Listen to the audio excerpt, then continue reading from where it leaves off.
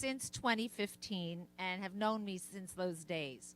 This past week, I was named the National Jewish Veterans Advisor for American First Vets, the first organization, non-Jewish, that is featuring a Jewish leader and envoy, especially as we head to the 250th anniversary of our country. And it's something I am very proud of.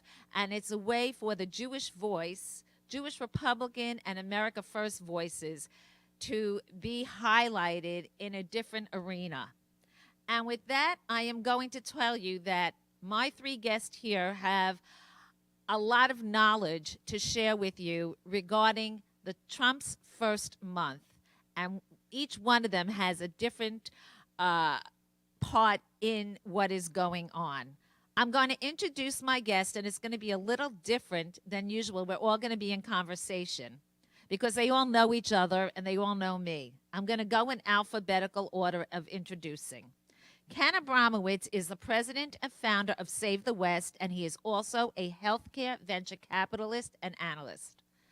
Matt Brooks is a CEO of the Republican Jewish Coalition, probably the most respected Jewish Republican group in Washington and around the world. Their annual Las Vegas event is the #1 event in the country for Jewish and Christian Zionists who want to participate and learn more about who is in Washington on the congressional, senatorial, and in the White House. And he has been named twice as one of the top 50 most influential Jews by the Forward, which is an organization and a paper that usually doesn't recognize Republicans. And finally, former Ambassador David Friedman, who we all know his accomplishments, and we are so proud of them as Jews and as Americans for negotiating the Abraham Accords, moving the embassy to Jerusalem. He was nominated for a Nobel Peace Prize, and he is currently touring the country and meeting with Jews and non-Jews who understand and want to learn more about the importance of one Jewish state. I want to thank all of you for coming and being a part of this conversation. And you guys, each one of you has been a friend so many years. I mean, David, I know longer than Trump by decades. I know Trump is competitive, but he can't beat my record of knowing David Friedman.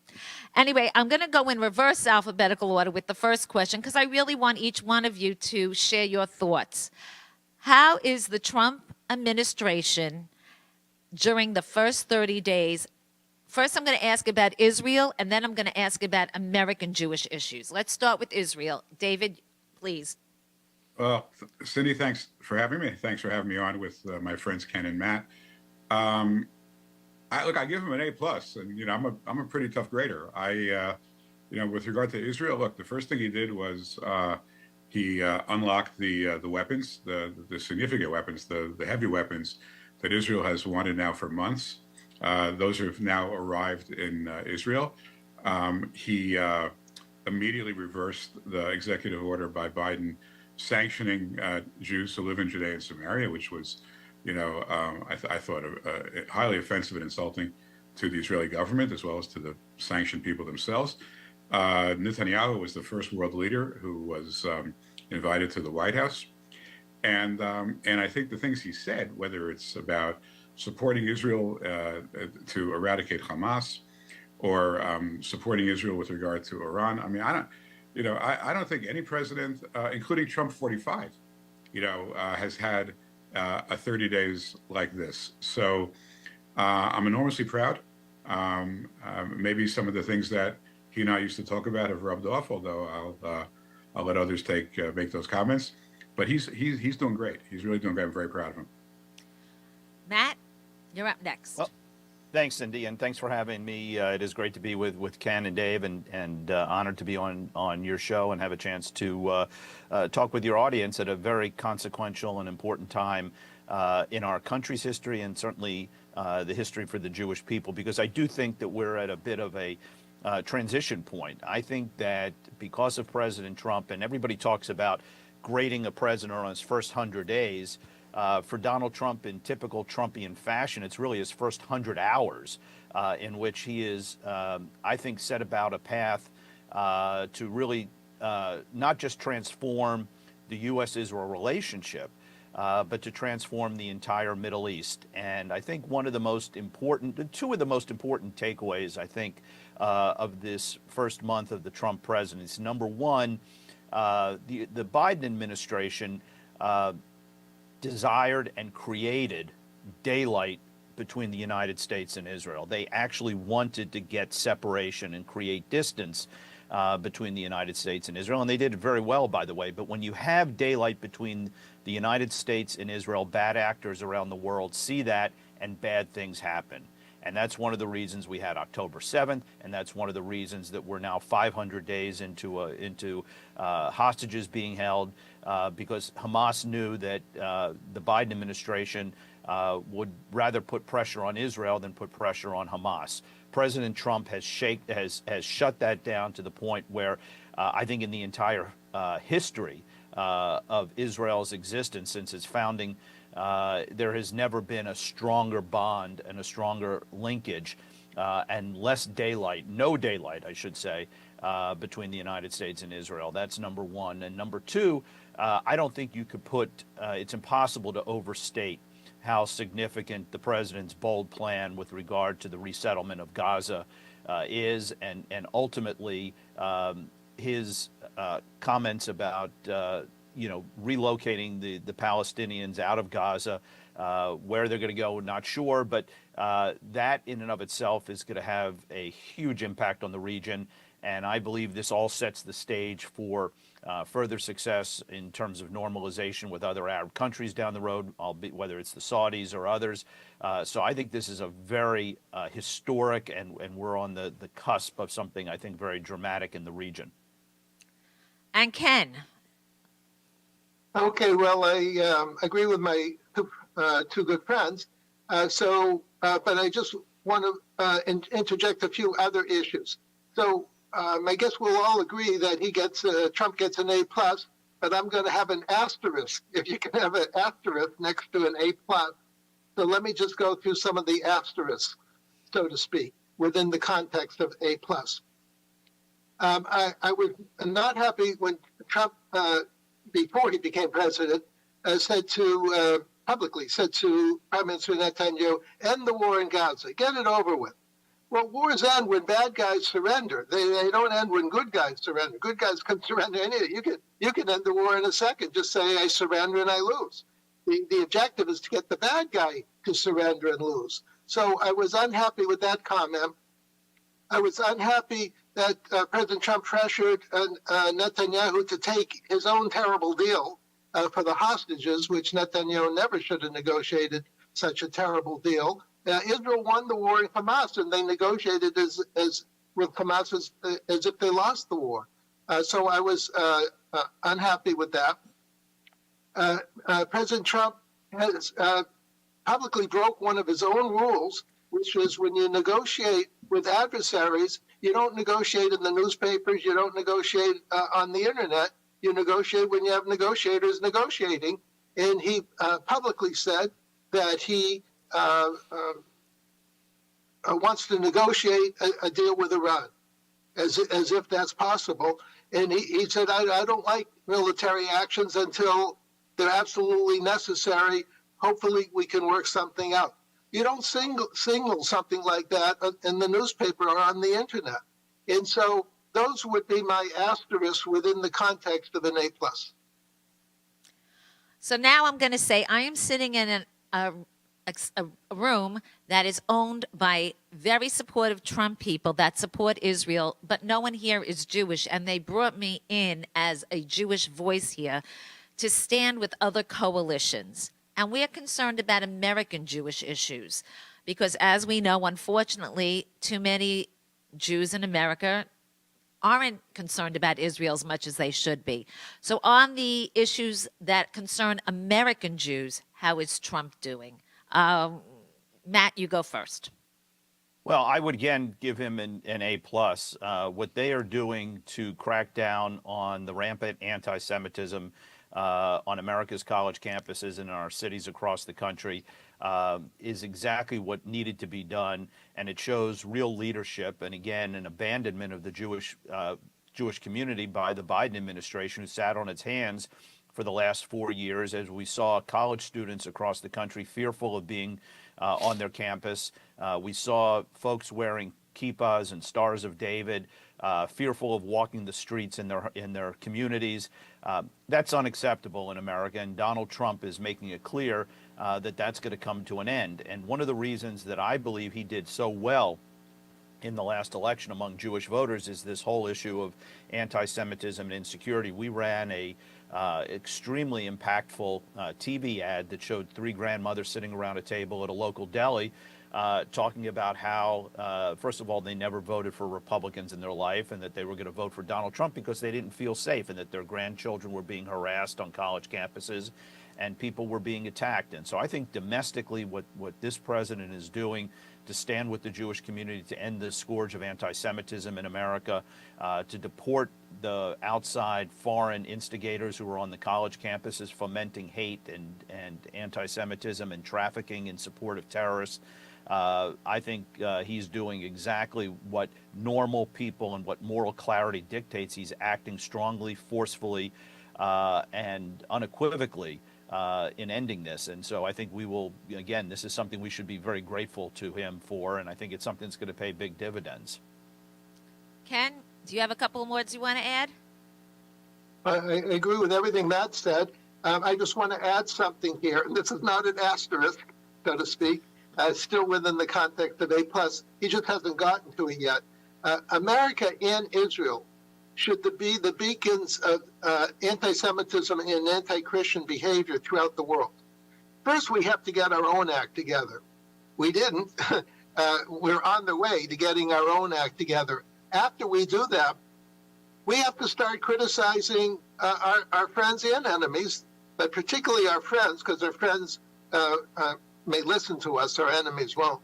But when you have out-of-control anti-Semitism in Canada or England or France or anti-Christian behavior, both equally terrible, we should be the mouthpiece of also for those countries, saying, get your act together. You're allies. We like you. You're our friends, but we're not tolerating this from you. We cleaned up our own house. Now we expect you to clean up your house. So I just wanted to interject that.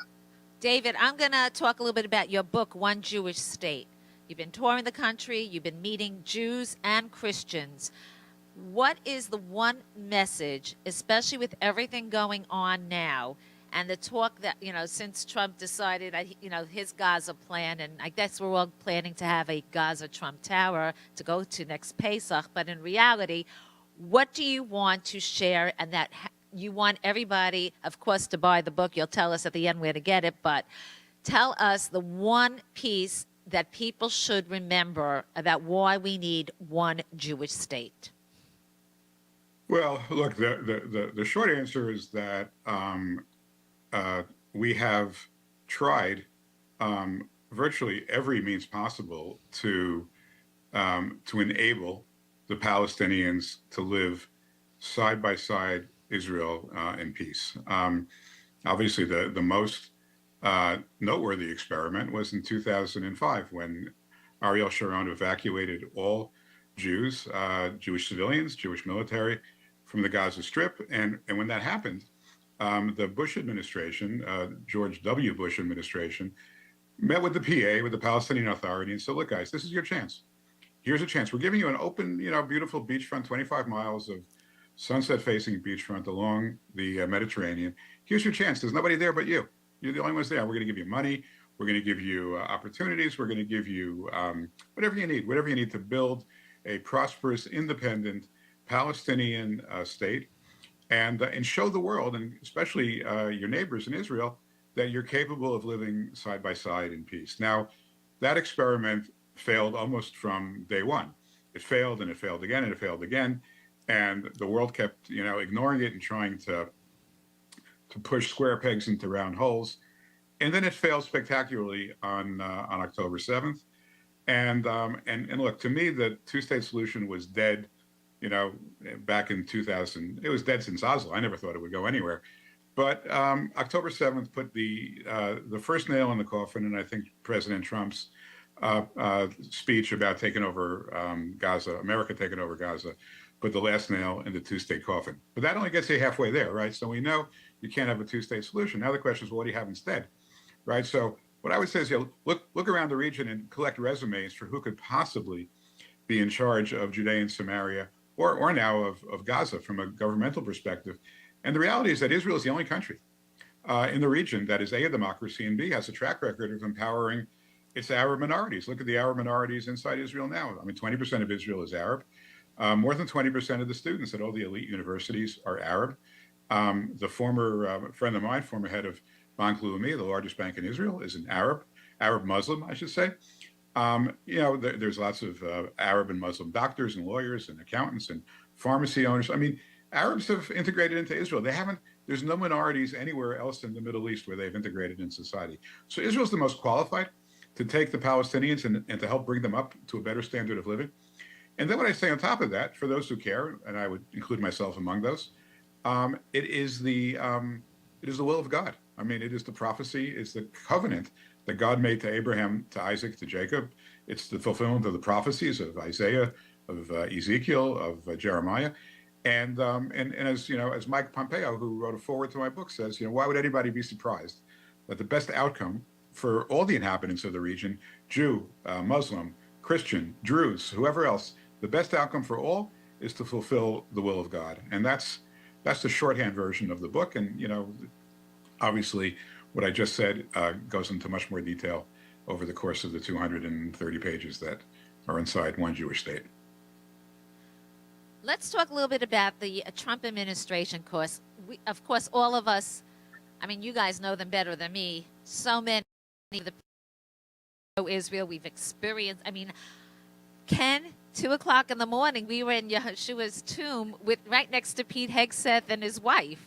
And I have the picture of it. And David, we ate in your house with now the Secretary of Defense. And the list goes on. And I've been at many RJC events, whether or not it's Mike Waltz, Kristi Noem, you name it. I mean, even in Milwaukee, I was with Kristi Noem. I mean, we have an incredible list of pro-Israel people in the administration. I'm going to ask each of you briefly, who do you think is a breakout star that we should watch for the future of the Republican Party? How about Ken go first? Well, the Republican Party is full of talent, as opposed to the Democrat Party, in which there's no talent. So we probably have 20 candidates. I mean, you just listed a whole variety of cabinet secretaries who, if they perform as well as we all hope and expect, they'll be looking pretty good in 4 years. The vice president, by definition, has the pole position, and he's looking solid, very, very good. Tom Homan is not a warm and cuddly politician type. As Trump says, he's from central casting, but he's a star. And so I think there's roughly 20 stars, either in the Trump administration or near it. For example, you can have a Ted Cruz, a Tom Cotton. So I'm very pleased about the state of the Republican Party. Now, no one knows him more than Matt, of course, especially since he's already working on the 2026 congressional races.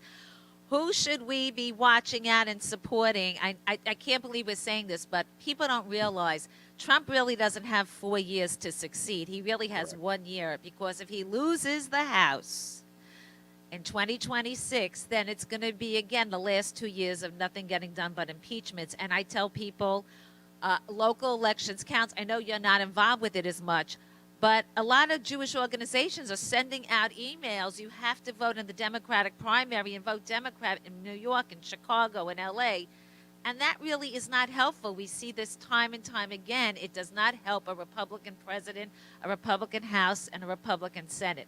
So tell us what we should be doing now to start for 2026 so that the Jews have a strong voice and that we could actually gain a few more points in the Republican Party?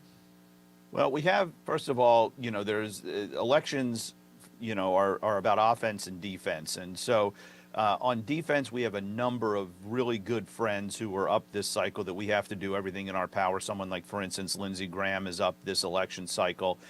We need to do everything we can. We've already started raising money for him across the country and making sure that someone like Lindsey gets back to the United States Senate.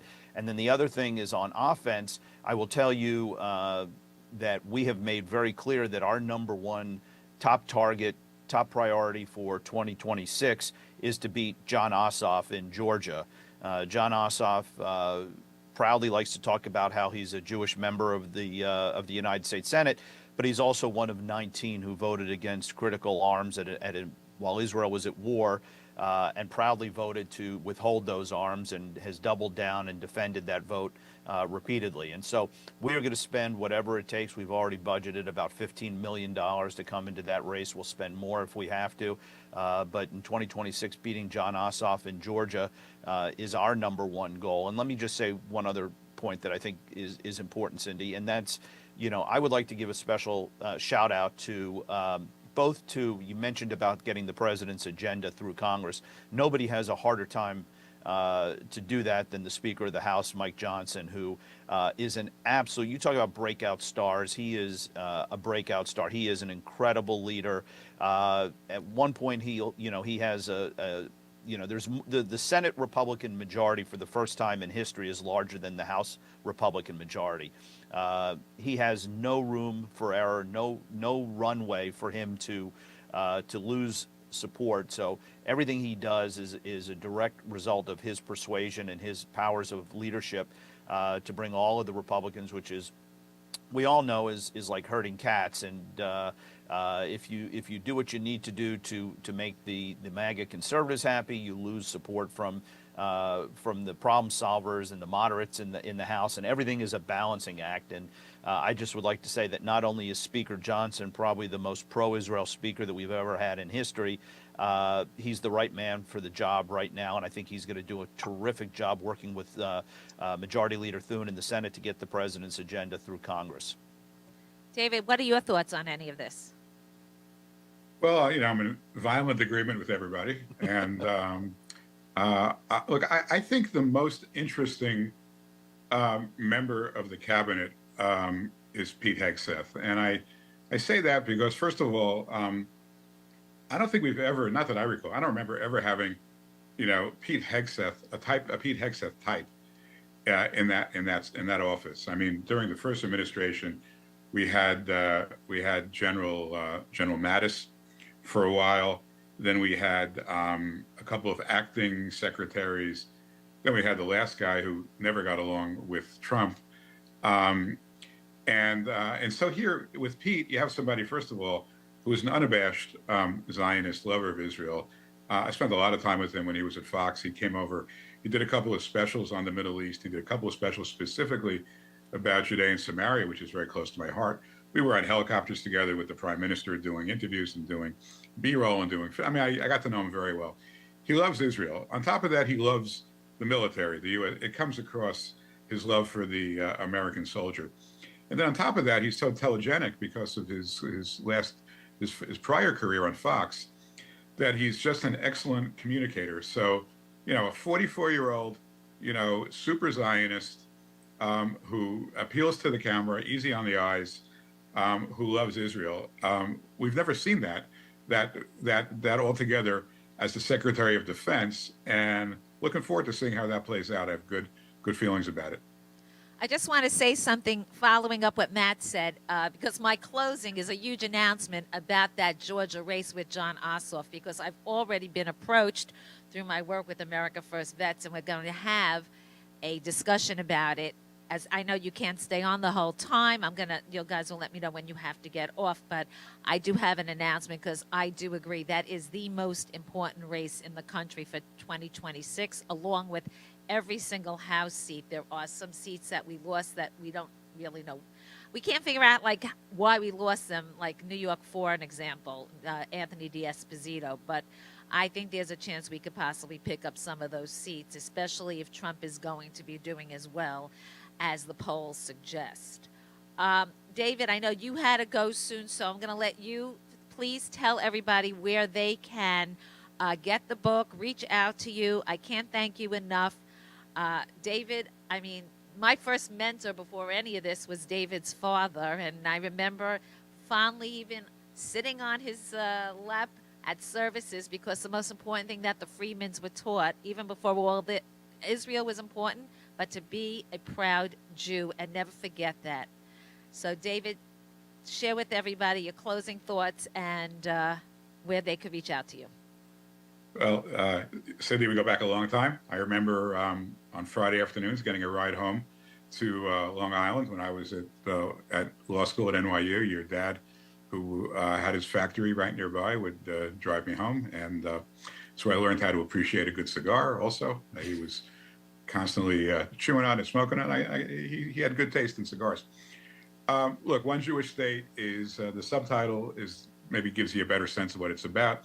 The last best chance to resolve the Israeli-Palestinian conflict. To me, it is the path that always made sense, but obviously post October 7th makes more sense. More people can, I think, can understand how important it is. You know, October 7th is something that we can never unsee. We can never unsee the brutality, the torture, the rape, the kidnapping, and we can never unsee the joy, the elation of Palestinians, not just in Gaza, even more so in Judea and Samaria, at the sight of the suffering of the Jewish people. We can't unsee that, and we can never let it happen again in any Palestinian state, on any portion of Israel's biblical heartland, anywhere, including in Gaza, is an existential threat to the state of Israel. We have to keep that from happening. And my book, I think, gives a pretty clear roadmap for how to do it in a way, again, which is kind, which is generous, which shows humanity and care for all the inhabitants of the land, not just the Jewish people. It's on Amazon. It's in every bookstore. And I hope people take a look. And thank you. And I'm sorry I have to leave, but thank you for we putting me appreciate on it, your and great send show. my regards home to everybody. Thank you. Thank you, Cindy. And next, Matt, I'm just going to say I want to share a funny story with everybody. Thanks to Ken Abramowitz, I really had the best seat in the House when Trump gave his speech, his acceptance speech in Milwaukee. And after it was all over, I looked at Matt, and Matt's probably saying, everybody, why am I sitting next to Cindy Gross? And I said, I got the pleasure of sitting next to the most important Republican American here, and I thank you for it. He goes, no, you just saw him speak. I said, Matt, you're in office longer than him, and your tenure is going to probably go way past his.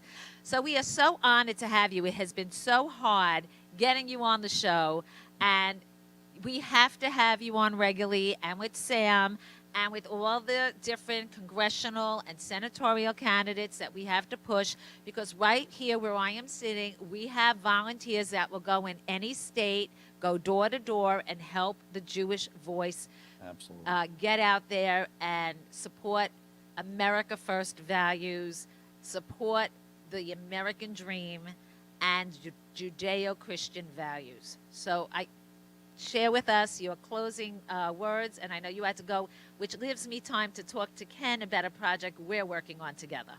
Well, Ken's the more important one because he's actually, he's got the big job of trying to save Western civilization. So, we're just playing at the margins. Ken's got the big lift. But no, Cindy, thank you for having me on, and it's a pleasure. I promise you I will be back so often that your viewers get sick of me, and I appreciate the opportunity, and thank you for all you do, your passion and your commitment for the cause.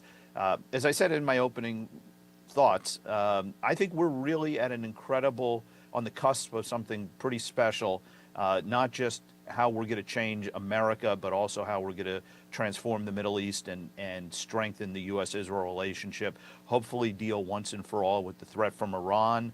And I believe that thanks to the leadership of President Trump and the incredible team, as we've talked about, I am very bullish on so many levels. And just one other point I wanted to make to you. She asked about the unsung heroes and the people that we didn't expect, and all of us have known, you know, the Elise Stefanik's and the Mike Waltzes and the Marco Rubios and the Pete Hegseth and this incredible team that they have put together, the Christy Gnomes, the Doug Burgums. You know, we've known them all forever and have had a chance to work with them. The one surprising one that came off the sidelines, who I think is just been extraordinary, has been Elon Musk. And I don't think you can put a fine enough point on a guy with that level of brilliance, that level of insight, who's committed himself while trying to run multiple large-scale businesses across the globe to do what it takes to get America's financial health and government in order, and to streamline and get rid of the fraud, waste, and abuse that has helped drag our economy down and has helped balloon our national debt. So I think you have to, you know, give a lot of credit to Elon for jumping in and you know, rolling up his sleeves and getting the job done, or at least getting the job started, I should say. Well, thank you so much. And it's, again, Matt Birks from the Republican Jewish Coalition. He's going to be back. He might even surprise us and come in person. I'd love that. I will Thanks, see Cindy. you. I'm actually going See to you, be in Ken. Washington tomorrow. I might see you guys. Okay. Take care. Take care. Thank you. Bye, Which everyone. leaves, they saved Ken for last because Ken and I are doing a huge project internationally. Ken is one of the with Save the West, is one of the leaders of one of 30 organizations that are involved in the World Zionist Congress votes that's going to be taking place in March through May. And if I had a show like this and I didn't mention the ZOA Plus slate, I would never hear the end of it, because I am one of the coordinators, and I can't wait to work from from March 10th to May 5th with Ken and Save the West and all of our other friends to make sure that we have a strong voice in Israel, because American Jews do get a percentage of the votes. So tell us a little bit about what you know, what's going on with the conference. You've been to Israel so many times, and you know Yaakov Hagol. So tell us a little bit about that. About what's going on in Israel?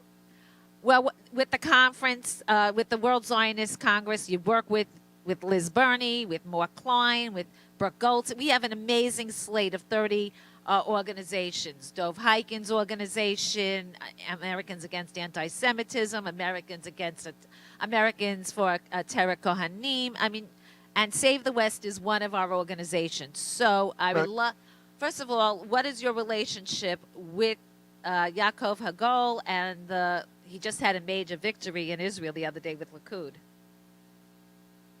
I'm not so close to him, but relative to the issue, I'm told there's something like $1 billion of money that gets dispersed over the year or so, and the what I call right-wing parties, I call them centrist parties, have not gotten their fair share of that money, and so we have to be more active. I have an expression: bad people are good at being bad, and good people are bad at being good. So we, since we're good, we have to be better at being good. So being more active in the World Zionist Conference, World Zionist Organization, getting a better distribution of the funds, using it well, which good people do. Bad people usually put it in their pockets. And so it's an exciting opportunity, and so I'm trying to play a role. If I can play a bigger role, someone asked me to play a bigger role, I'll play a bigger role. I devote about 50% of my time, 3 days a week, of public service. So when people call me and ask me to be more active, I fit it within my 50% of my time. Well, I am in charge of events, so you know if I'm putting together an event, you're coming. You know that, right? Well, I target to give 100, 150 speeches and presentations a year. So if you see the opportunity, you let me know. Absolutely. I also want to discuss with you, your organization is called Save the West. And it's Republican, and you are a practicing Jew, and yet you don't have Republican or Jewish in the name, and that's something that appeals to me. Like I named the show Right for America. Tell us a little bit about Save the West and how we can get involved. Western civilization is just a fancy term for democracy. So I could have called it Save Democracy. Approximately half the people in the world live in a democracy and half live in a dictatorship. The dictatorships have declared war on the democracies, so we're in what I call World War III. But we don't know that, and we don't act that way. The bad people act that way, but the good people don't. So I try to alert the good people that we're in World War III. We have to behave like we're in World War III, and we have to create strategies to win. And now, within democracy, there's about 8 billion people in the world, so about 4 billion live in a democracy. So it would be approximately, if you look at it from the religious point of view, approximately 2.5 billion Christians, approximately 1 billion Hindus, 16 million Jews, pretty small in the scheme of things. And then, of course, you'd have Japan, Australia, South Korea in the mix. And these democracies, half of them are diseased. Half of them are failed countries. We can't allow democracies to be failed countries. I mean, dictatorships are always failed countries. But we have to get our act together, and we have to work with each other and share our thoughts and capabilities. And by the way, America was a failed country in the past 4 years. Israel, before October 7th, I hate to say this, in ways was a failed country. But October 7th rejuvenated Israel. And November 5th, a few months ago, rejuvenated America. So we now have a rejuvenation of Jews in Israel and worldwide, and Christians in America and hopefully worldwide. And the two of us together can revive Western civilization and make it strong again. You have in back of you the cover of your best-selling book, The Multi-Front War. Tell us a little bit about that. Well, about 10 years ago, I realized that Western civilization was at existential risk, and I started writing articles. I set up my website, SaveTheWest.com. Then about 5 years ago, I was determined to take my thoughts and put it together in a book. We're now in the 3rd edition, and I just started working on the 4th edition to be out in the spring. And the book's available on Amazon and Barnes & Noble, like every other book. And it also can be ordered through my website, SaveTheWest.com. Everyone should sign up for SaveTheWest.com and get my articles. I write an article every 2 weeks, and those articles become part of the book. So you're actually reading my 4th edition just by reading my bi-weekly articles. It's a preview of what the book will be about. I'm going to share a little secret. When I speak in public or if I need some information, I go for reference to Ken because Ken does a lot of research and his points are very accurate and they're also very relatable to an audience that's not just Jewish, not just Republican. It's common sense. And those words are overused, but yet they're underused.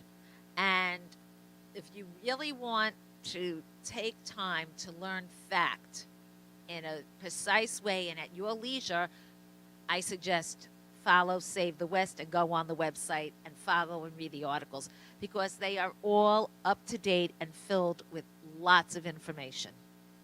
I didn't mean to cut you off, but I don't go to many websites, and I do go to yours a lot.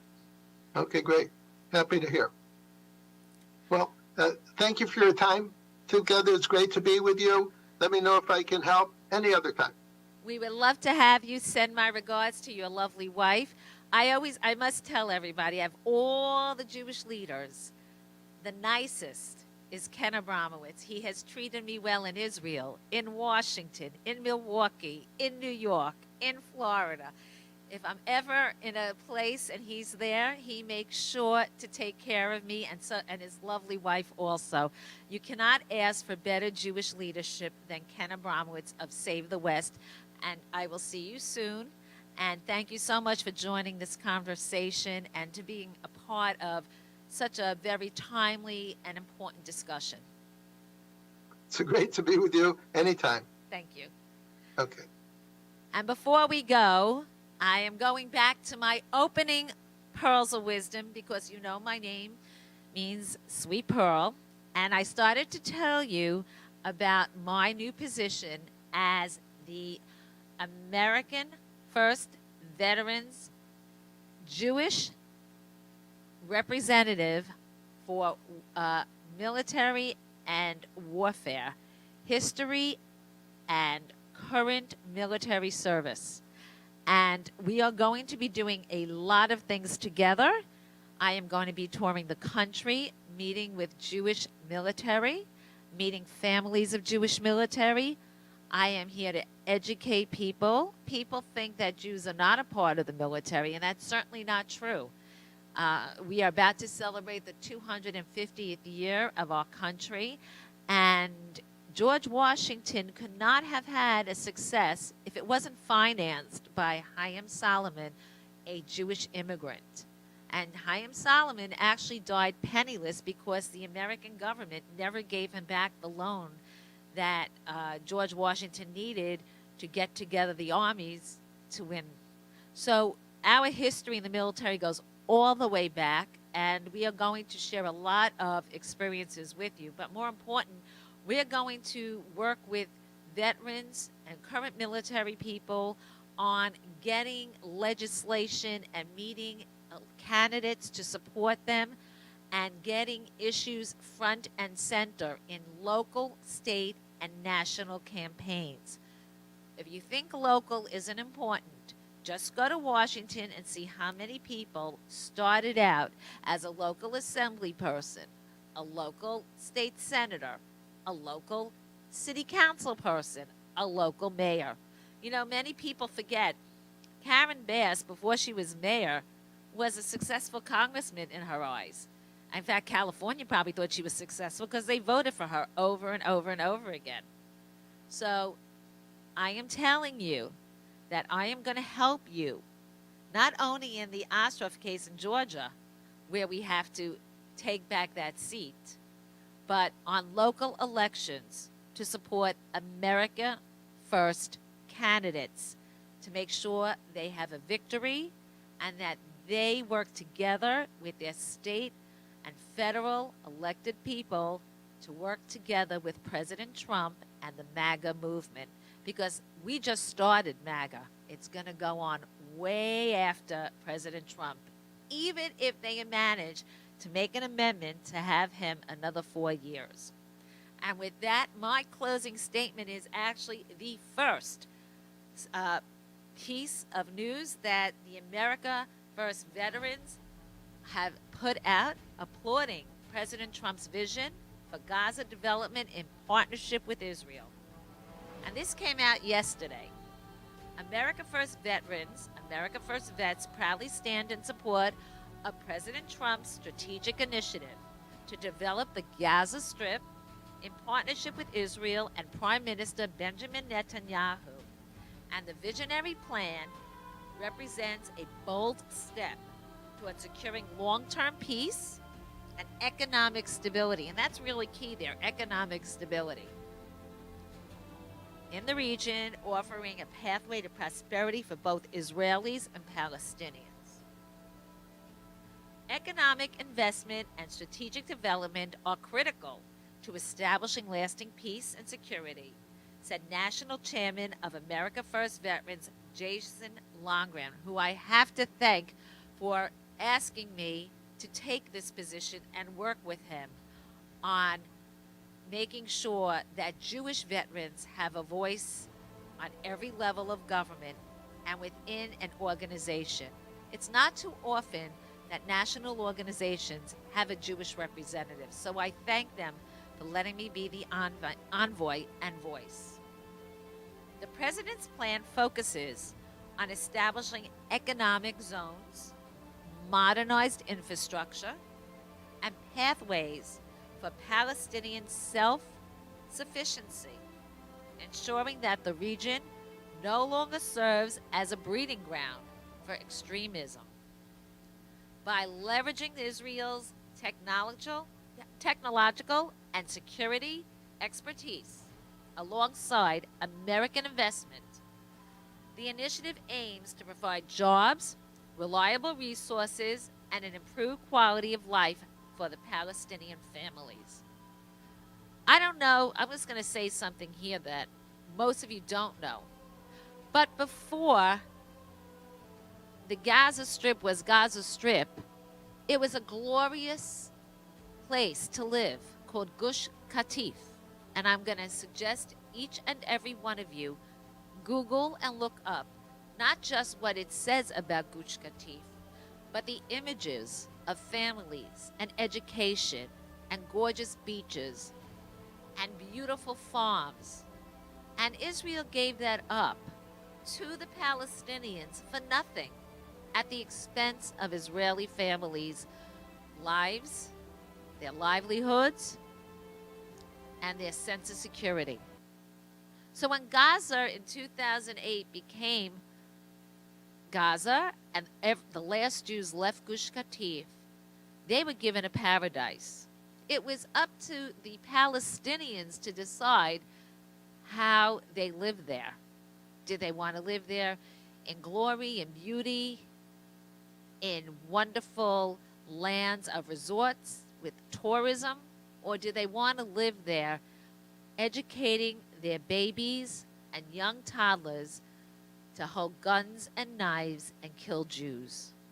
That was their choice. It was not America's, it wasn't Europe's, and it wasn't Israel's. And yet, even still, as we look at what is going on with the release of the hostages, thousands of Palestinians are getting freed as 2 to 3 to 4 Jews get freed. I am not somebody who has a family member who's been a hostage or somebody who has a child in the IDF. So I don't feel it's fair for me to discuss this in the same way these people do. But in the eyes of common sense, there's something very wrong in this deal when you have so few Israelis and so many Palestinians. It just doesn't make sense. So this is the first step that we have and that we are supporting Gaza. We are going to be planning trips in Washington, D.C. and in many states. We already have 10 different states with state chairs, and I am going to be meeting with all of them. And any of you who know any veterans, any Jewish veterans, anybody who has a family that was a veteran, anybody currently in the military, any rabbis who serve in the military, we would love to work with you and celebrate you as part of America First Veterans, which is part of the America First policy. And that is my pearls of wisdom of sharing a very exciting news, because I am extremely optimistic, especially watching how the Democrats are really at a loss, that we have a future here in America of common sense. And I am going to have one more bit of news for you. Thanks to you, my audience of Right for America, and since I've been on the America Warehouse videos through Rumble and through Facebook Live, Instagram Live, and the America First Warehouse website, I have been inundated with some requests and for guest appearances. I am totally booked now through the end of March, but I'm going to be bringing to you stories of trends and people with histories and headlines that you want to know. I am not going to give up on all your fashionistas. I get so many requests for it. When is the next MAGA Fashionista show? Well, we are going to continue sharing Republican and conservative fashion designers through Right for America on the America First Warehouse and through my social media, Cindy Gross on Facebook and Instagram and X. We are also going to be sharing the topics you want to know about, the latest in education, such a big, big topic as we are awaiting the final confirmation of Secretary of Education Linda McMahon, probably the first person I know that's getting hired for a job to fire herself. I can't wait to see what's going to happen with Kash Patel, and we're going to have people here talking about whistleblower protection because it's something near and dear to my heart. And it's something that relates to Republicans and Democrats alike. Don't be fooled when you see and you get emails and text messages, you supported President Trump, but you can't support mayors and governors in New York and Chicago and wherever else we are having local elections. That's nonsense. It never, ever works. Prove to me how people like Hakeem Jeffries, people like Kathy Hochul, people like Karen Bass and Governor Newsom, and everybody else in those blue states that we are told to vote for because there's no hope for the Republicans, help Donald J. Trump. I am closing this with a plea to the Republican National Committee.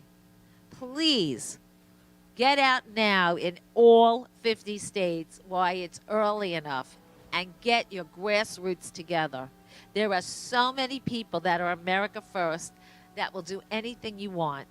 Walk in 100-degree weather door to door or in 6 inches of snow to make sure petitions are signed.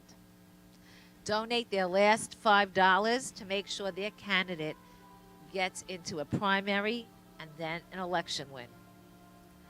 Don't be fooled by voting for President Trump and then blue down ballot. It simply doesn't work. We've got to go now. It's a short ending.